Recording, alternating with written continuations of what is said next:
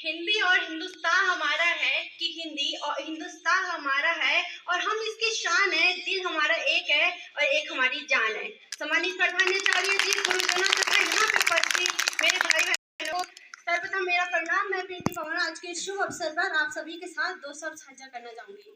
आप सबको पता है कि दुनिया में जितने भी देश हैं सिर्फ और सिर्फ हिंदुस्तान है जहाँ देश को, भारत को माँ कहा जाता है। और ऐसा कहीं जगह नहीं है, सिर्फ भारत है जहाँ देश को माँ कहा जाता है। और इसी देश की राष्ट्र मातृभाषा है हिंदी, जिसे हम भूलते जा रहे हैं, या यूं कहूं भूलते नहीं जा रहे कि और भाषाओं के बारे छोटा करते जा रहे हैं, जो हमें नहीं करना चाहिए। चलो इस बात को एक स्टोरी, एक कहानी से समझने की कोशिश करते हैं, क्योंकि किसी भी चीज को हम अगर किसी कहानी से समझने की कोशिश करें तो वो चीज ज्यादा अच्छे से हमारी समझ में आती है। तो साल 1899, जगह लॉस एंजिल्स, अमेरिका। हमारे ज्ञान परंपरा के शिखर पुरुष श्री स्वामी विवेकानंद जी से मिलने एक अमेरिकन आया। उसने कहा कि how are you Swami ji. तो अब स्वामी जी बोलने लगे कि मैं अच्छा हूँ। अब अमेरिकन को लगा कि शायद स्वामी जी को अंग्रेजी नहीं आ रही, इसलिए वो हिंदी में जवाब दे रहे हैं। लेकिन उस अमेरिकन को टूटी फूटी हिंदी आती थी, तो उसने अगला सवाल हिंदी में पूछ लिया, भारत से यहाँ आके कैसा लग रहा है। तो अब स्वामी जी ने इंग्लिश में जवाब दिया, I am feeling good, your country is beautiful.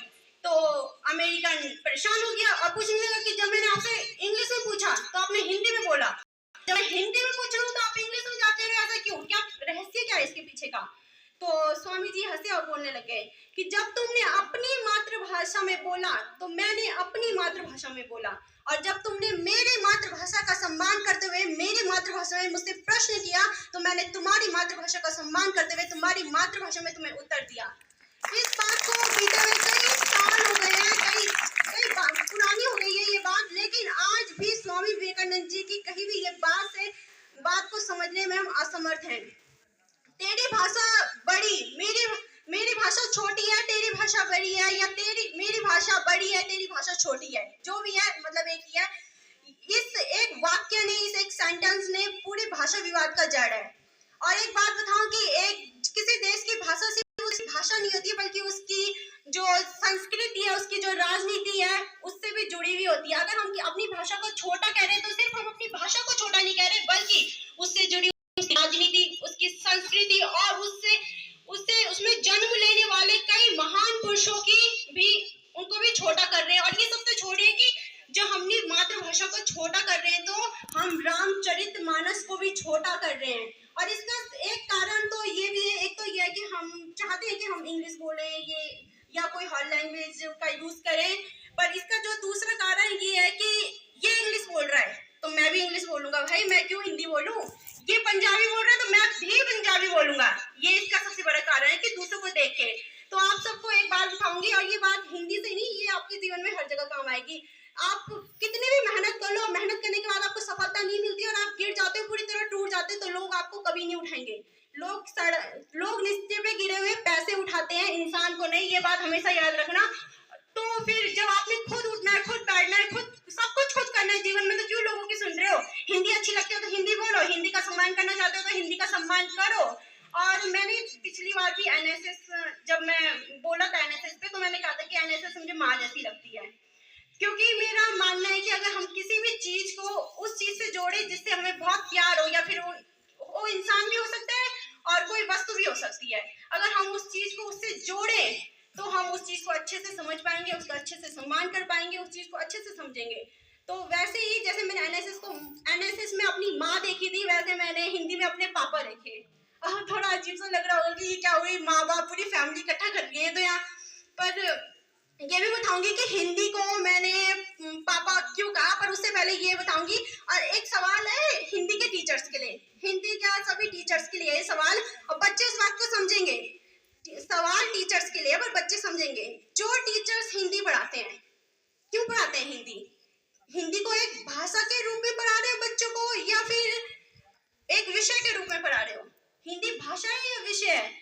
हम बच्चों को हिंदी पढ़ा क्यों रहे हैं, क्योंकि अगर हम किसी डॉक्टर के पास जाते हैं तो उसका जो पेशेंट होता है उसको पता है कि इसको कैंसर है, मुझे इसका इलाज करना है, तो उसके ऑपरेशन तभी करता है उसका, क्योंकि उसको पता है कि इसको कैंसर है और मुझे इसको ठीक करना है।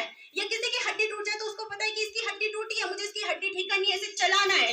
वैसे ही अगर कोई विज्ञान का अध्यापक है तो उसको पता है कि मेरा उद्देश्य क्या है। अगर मेरा बच्चा अच्छा सा पढ़ लेता है तो आगे चल के एक बड़ा इंजीनियर बनता है, डॉक्टर बन सकता है, साइंटिस्ट बन सकता है। गणित का भी ये है कि जो गणित कभी कि मेरा बच्चा अगर अच्छा पढ़ जाएगा तो आगे चल के मैथमेटिक्स के फील्ड में कुछ अच्छा कर सकता है। लेकिन हिंदी का टीचर अपने बच्चे से क्या बोलेगा कि बेटा हिंदी अच्छे से पढ़ के क्या बनेगा आगे चल के, मतलब बोलेगा क्या कि आगे चल के बेटा क्या बनेगा। ये सोचने वाली बात है। और अगर इसका हल नहीं मिल रहा, इसका जवाब नहीं मिल रहा, तो इसका मतलब ये है कि हिंदी की ये महिमा है कि हिंदी को हम किसी करियर में जोड़ के किसी के सामने नहीं रख सकते। हिंदी उससे भी कई ऊपर है।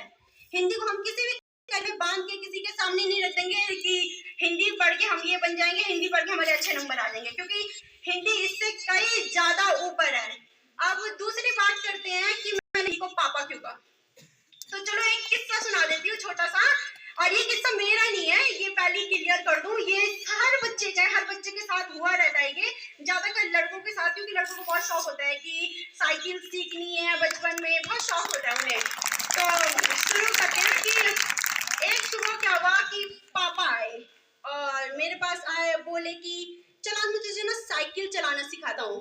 अब मन नहीं था मेरा, पर क्या करे, पापा से डर भी बहुत लगता था। तो मैंने हर बच्चे की तरह डर के बोल दिया ठीक है पापा चलो।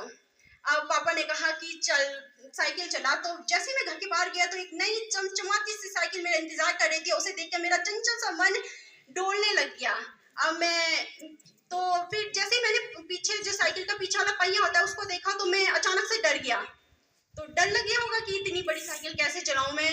तो उसने फिर पापा ने बोला कि डर मत, मैं हूं ना। तो मैंने उस छोटी सी साइकिल पे अपनी छोटी सी तहजीब जमाई और पैडल को थोड़ा सा जोर लगाया तो मेरी साइकिल डगमगाते हुए चलने लग गई। अब मैं उससे बहुत ज्यादा खुश हो गया। तो पर पापा ने कहा कि पता नहीं क्यों पापा, मेरे को तो बहुत अच्छा लग रहा था, पर पापा पीछे से कह रहे थे कि ये पहिया उसको हैंडल को ढंग से पकड़, अरे तू गिर जाएगा, अरे तू देख के चला। मतलब समझ नहीं आ रहा कि एक दिन में इतनी कसरत कौन कराता है। पर पापा मुझसे ये कसरत ना रोज करवा रहे थे। तो मुझे भी बहुत अच्छा लग रहा था कि मैं साइकिल सीख रहा हूँ। तो ये लड़कों के साथ होता है, इसलिए मैं लड़कों की तरफ से ही मतलब बोल रही हूँ। वैसे लड़कियों के साथ भी होता है पर ज्यादा कर। तो फिर अगले दिन मैं गया साइकिल चलाने और पापा ने कहा कि चल आज तू अकेला जा। तो मैं चल गया। मैंने साइकिल इतनी अच्छी चलाई कि मैं सोच रहा था कि पीछे देखूं पापा को कि पापा देखो मैं साइकिल चलाना सीख गया। पर मैंने जब पीछे देखा तो पापा इतनी दूर खड़े थे मुझसे और मैं फिर डरा और मैं साइकिल से नीचे गिर गया। पापा दौड़ते दौड़ते आए और हंसने लगे, बोले कि चल कोई बात नहीं, और उठाया मुझे और घर ले गए। फिर मैंने सोचा कि अब कल नहीं डरना मुझे, कल मुझे साइकिल सीखनी है। मैंने साइकिल चलाई और इतनी तेज भगाई और मुझे लगा कि मैं साइकिल चलाना सीख गया। मैं बहुत खुश था। पापा पीछे चिल्ला रहे थे कि देख देख धीरे चल, वहां आगे गड्ढा है, धीरे चला। पर मैं पापा की सुन ही नहीं रहा था और मैं साइकिल चला रहा था, काफी तेज चला रहा था और मैं नीचे गिर गया। और पहली बार आंखों से आंसू आए, घुटने से लहू बहा। पापा दौड़ते दौड़ते आए और पापा की आंखें नम हो गई। पापा ने कहा कि बेटा कल से साइकिल चलाने मत आना। तो पर अब पापा ने तो मना कर दिया था कि साइकिल मत चलाना, लेकिन मुझे अब साइकिल चलानी थी क्योंकि कल तक मैं गिर रहा था अपने डर की वजह से, आज मैं गिरा हूँ अपनी बेवकूफी की वजह से। और मुझे पता था कि डर से तो फिर भी लड़ा जा सकता है लेकिन बेवकूफी से तो बिल्कुल भी नहीं लड़ा जा सकता। इसलिए अगली सुबह मैंने साइकिल चलाई और मीलों मील तक घूम के आ गया वापिस घर भी, वो भी बिना गिरे हुए। मैं दौड़ते दौड़ते पापा के पास गया कि पापा देखो मैं साइकिल चलाना सीख गया। पापा हंसने लग गए और बोला कि आज तू सिर्फ साइकिल चलाना नहीं सीखा है बल्कि जिंदगी में चलना सीख गया है।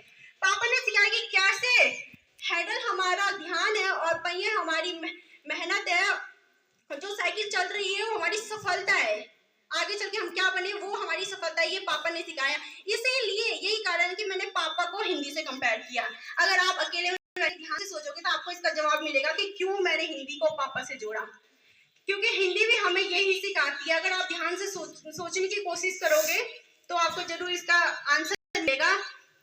और दूसरी बात है कि ये बात भी हिंदी में लिखी गई है, ये भी हमें हिंदी सिखाती है कि मेहनत करो सफलता जरूर मिलेगी। कि अगर जो इंसान पानी से नहाता है, तो वो सिर्फ अपने शरीर मैल वो निकालता है, पर जो इंसान पसीने से नहाता है वो इतिहास रचता है। ये बात हिंदी में कही गई है हमें। तो हिंदी का सम्मान करना चाहिए, और इसलिए नहीं कि वो हमारी राष्ट्रभाषा है, कोई भी। और एक बात और जो सबसे इम्पोर्टेंट बात है कि ये नहीं है कि हिंदी पे मैं बोल रही हूँ कि हिंदी का सम्मान करो, ये तो आप हर लैंग्वेज जो हर भाषाएं हैं उनका अपमान करो। सब अपनी अपनी जगह सब लैंग्वेज एकदम सही होती है।